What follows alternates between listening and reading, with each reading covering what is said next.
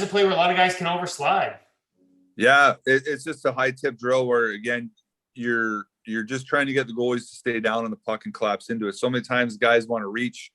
And again, when you reach on any sort of play, you're opening up holes for the shooters. And it's just working on that patience, getting those early eyes down onto that stick and tracking the puck off the deflection, and those plays happen a lot in the game. It's amazing, especially at the NHL level, how good guys are getting their sticks on pucks and changing direction of the puck. So the goalie's got to be able to stay down on it, be patient on it, not open up. And then again, those loose pucks around the net happen quite often. And it all sort of ties into going back to the first drill you were showing with the change of direction stuff. Right now it's a loose puck, and you got to be able to grab your edges and change direction on any sort of loose pucks, or corral the pucks that are loose around you.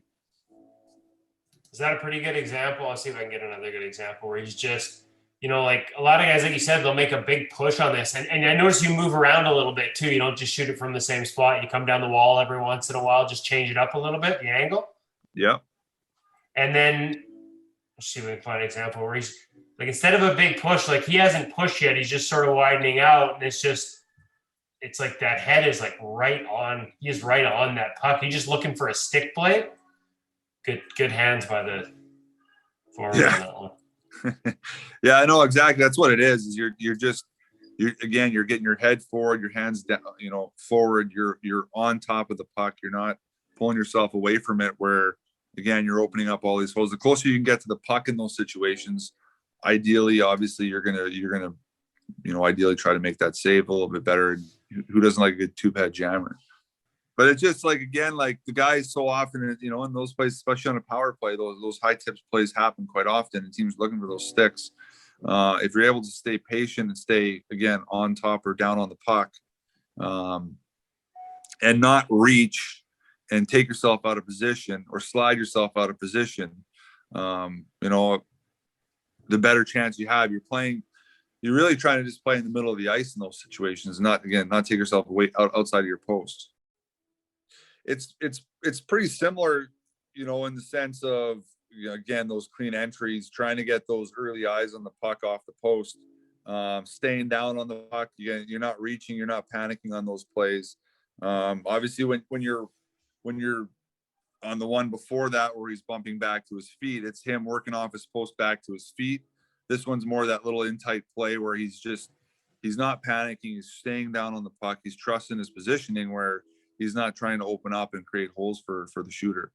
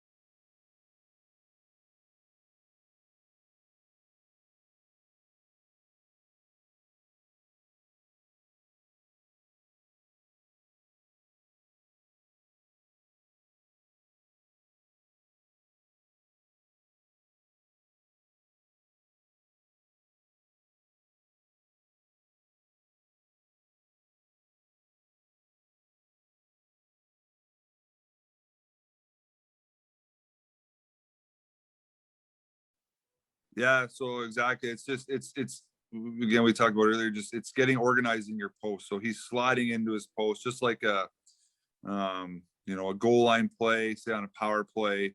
You slide into your post. Again, you got to have that clean entry into your post. Puck goes behind the net. Now it's a quick little jam. So you got to bump across.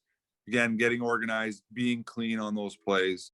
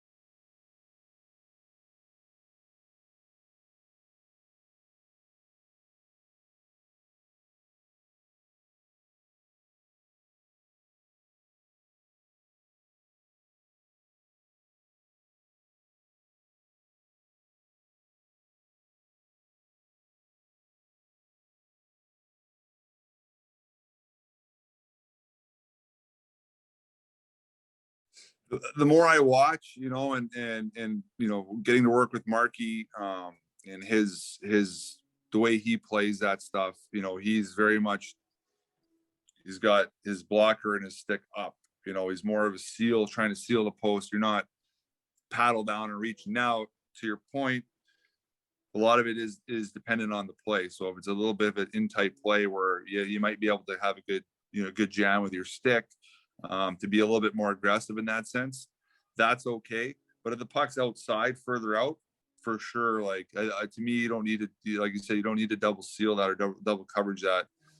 Especially now with how shooters are, like, we see guys now, they can pick those spots. We've seen a couple goals already in the playoffs, early in the playoffs, of guys getting beat short side.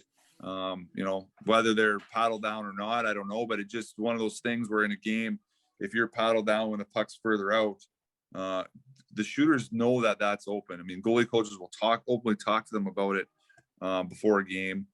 Guys that shoot on goalies in the summer know that it's available. And you see guys you do see NHL goalies get beat by short side by the ear in those situations. Again, if you think about a play like this, where David gets into his post clean, bumps across clean, back to his feet clean.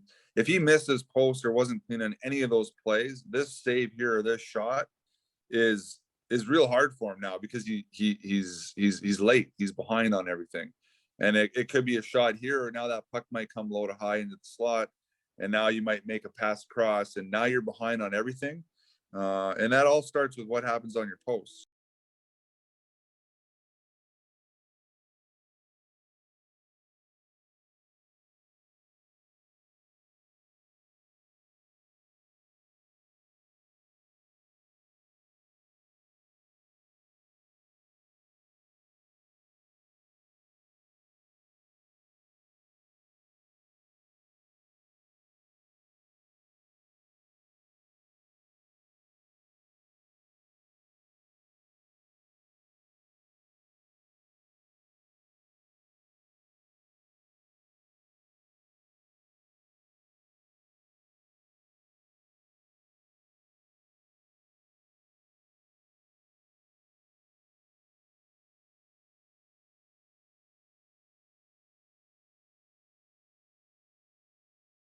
First up is going to be Matthew Bourgeois. Matt, when you're ready, buddy, fire away with questions for Scott. So I want to ask you, so there's an article that recently came out about Carter Hutton, and he talked about some vision issues. Is that something that you've incorporated with your goalies now? Do they do any kind of vision checks, or is it just kind of part of the physical? And have you ever used any of the tracking training tools to kind of help with the vision and tracking? Well, I've got John on here, so pressure's on. But Braden Hope, he's obviously learned it early in his career through John, and is a big proponent. And as far as his vision and how he sees in the science and how he sees, he's one of the best, and for sure that's part of it. So I can kind of separate it as far as, you want to make sure physically your vision is as good as possible. We definitely use a sports vision guy here. So we look at that end of it for sure. And I think with what we do with tracking is try to take that strength, obviously work on some of the areas that they're lacking in through the sports vision doctor, through John, whether it's depth or some neuro stuff with it. You definitely try to improve those areas, and then tracking kind of allows you to maximize that. So as far as tracking and vision, they're for sure connected. We use a sports vision guide to kind of connect those dots on that end, because I don't have the knowledge on that end as much as those guys do, and as much as John does for sure. Taylor Dakers, go ahead with your question for Scott. Sure. Scott, when you showed the video of the 2-player ISO drill, you had the guys skating around and not shooting. Yeah. Goalies are moving around lots, keeping their eyes on the puck, right? But there's no looks off of the puck, like when they went behind the net. When you're kind of emphasizing that tracking the puck and keeping your eyes on it, is there a bit of a trade-off there initially? Like, how do you kind of balance that? Well, the one thing, and this is where I've talked with cops a lot, and obviously you talk to goaltenders about reads and seeing off the puck, which is extremely important. But what I did notice with cops and what I do notice with guys, if they get caught in between, whether it's focused on reading and then all of a sudden the puck comes, it becomes an issue. If they get caught only focusing on the puck and not reading, that becomes an issue too. So for sure there's a timing, but I do know through trying to research a little bit that the more you give yourself time to be on the puck and be quiet on the puck, the easier it is to track it. The more time you give yourself a chance to be quiet on the read and read the play, the easier it is to read it. So there's 100% a trade-off, and you've got to use both. In that particular drill, obviously we're focusing on tracking, so that was kind of the main focus. But as far as gameplay, and when you get into those scenarios, 100% you've got to read off the puck. But I would also say that if you can't sacrifice reading for tracking, and you probably can't sacrifice puck focus for reading, and you got to find that balance. And for cops, if he read too late, he didn't give himself enough time to track a puck. And then all of a sudden, it didn't matter what he read, his execution wasn't as efficient as it needed to be. So I think certain guys are different. I think Holtz can look off the puck and get some more information and get back on the puck quicker, maybe because of his skills he's worked on with John. Whereas a guy like Kops needed more time on the puck, so his reads would have to be more well-timed and a little smarter so he could get back on the puck and be quiet on it to then track whatever happened after that. All right, next up, Gord Woodhall. Gord, I'm just going to unmute you and go ahead with your question for Scott. Okay, awesome, thanks. So a little plug for In Goal. In Holpe's In Goal magazine interview, he talked about working on his stance. So I guess my question for you is, like, how do you view the relationship between stance and tracking, and what stance characteristics are you looking for to correct or improve tracking? Well, I mean, I think they're intertwined for sure. I mean, if you look at it, the head should be an extension kind of the back, which should allow you to bring your head down on the puck. So there's definitely a big connection. I think those are two big foundations, tracking and how you use your head, but also stance and how you set up your body. Obviously, we want to be in a position where we have the foundation underneath us. The stance allows us to do that, but then the head also helps us do that. So and we've kind of gone through this with Holtz and his stance and with Kops.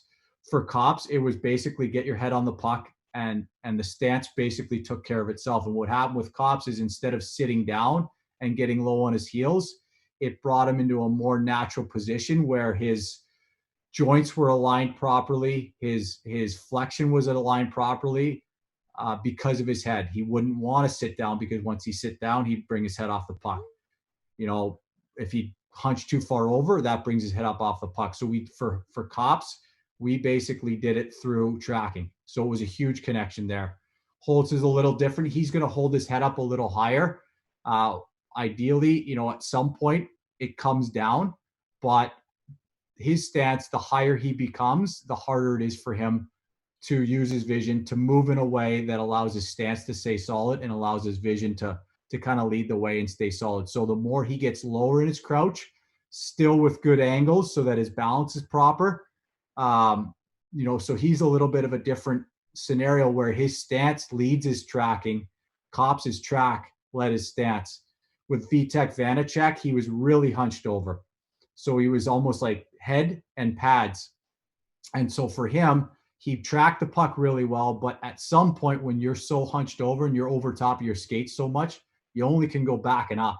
And that's where he ended up going. He could track it as long as he could, but there was a ceiling there onto how he could track because of how his stance was. So what we did with him is we used his stance to help his tracking out, but his tracking still to stay there. So it was funny. So we brought him up in the summer, but then his tracking went away a little bit. So now he comes up into a good stance where it's got good balance, where he can move easily and track easily, but his head started to come off the puck. So we had to kind of use both.